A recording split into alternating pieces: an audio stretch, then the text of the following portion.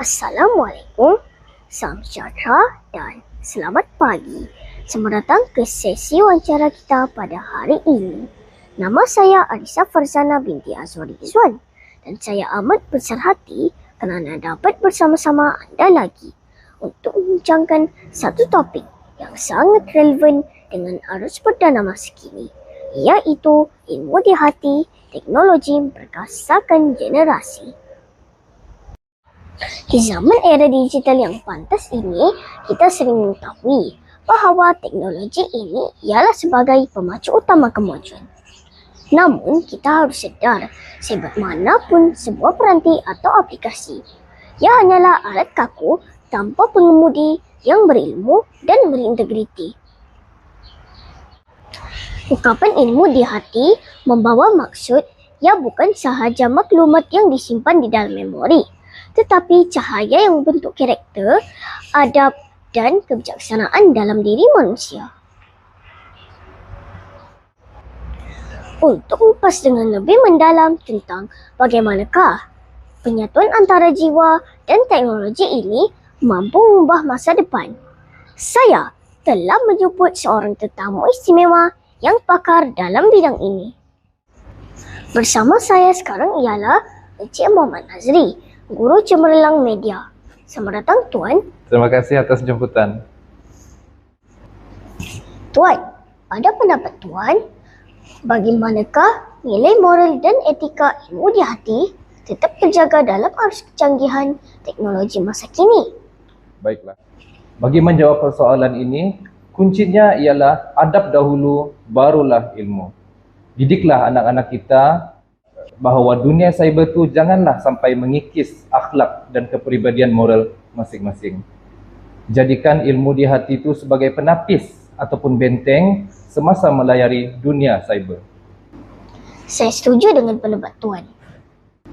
Baiklah Tuan, apakah cabaran terbesar bagi golongan muda untuk mengimbangi penggunaan gadget dalam sahsia diri yang murni?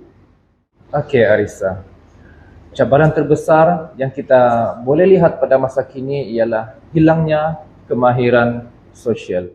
Inilah yang amat menyedihkan saya dan saya rasa ramai ibu bapa di luar sana pun perasan dan juga nampak dengan jelas bahawa anak-anak pada zaman ini, golongan muda terutamanya, cemerlang daripada segi akademik, namun dari segi sahsia kita lihat penurunan dalam nilai-nilai komunikasi, hubungan sosial. Jadi itulah cabaran kita.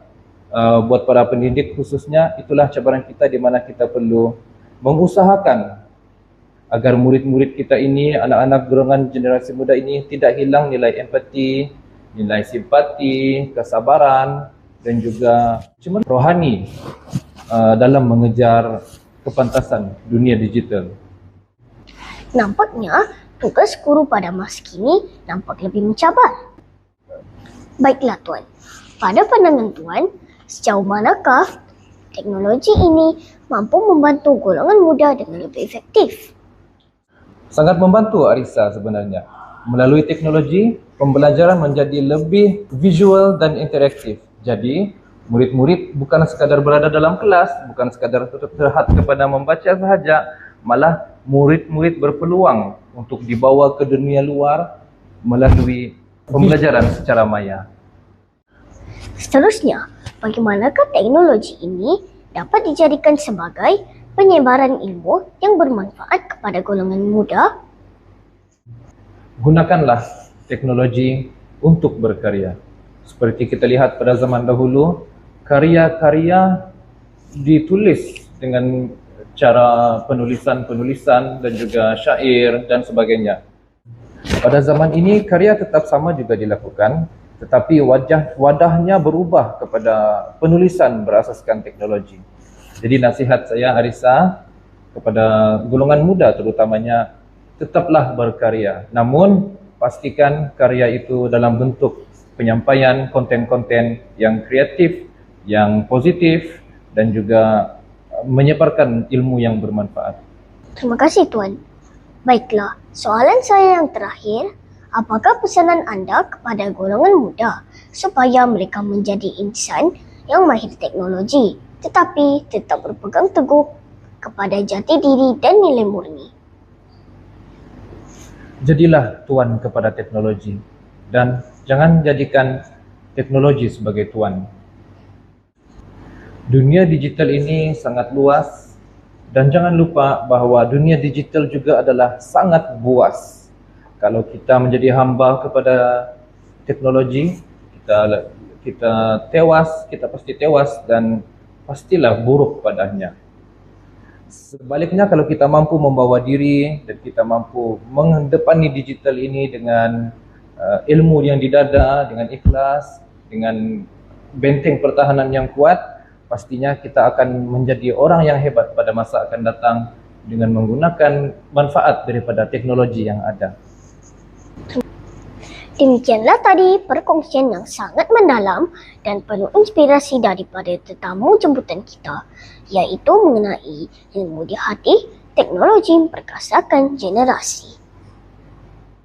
Apabila teknologi ini dapat digunakan sebagai suluhan ilmu dan kompas moral yang betul, ia bukan sahaja dapat memantapkan individu, malah dapat membina sebuah tamadun yang lebih bermanusiawi dan berintegriti. Semoga wawancara kita pada hari ini dapat memberi sinar baru kepada kita, terutamanya kepada golongan muda yang ingin mencapai kemajuan dan menguasai teknologi dengan bijaksananya. Sekian sahaja daripada saya, Arissa Farzana. Ingatlah, ilmu itu cahaya, teknologi itu alat. Jumpa lagi pada sesi akan datang. Terima kasih.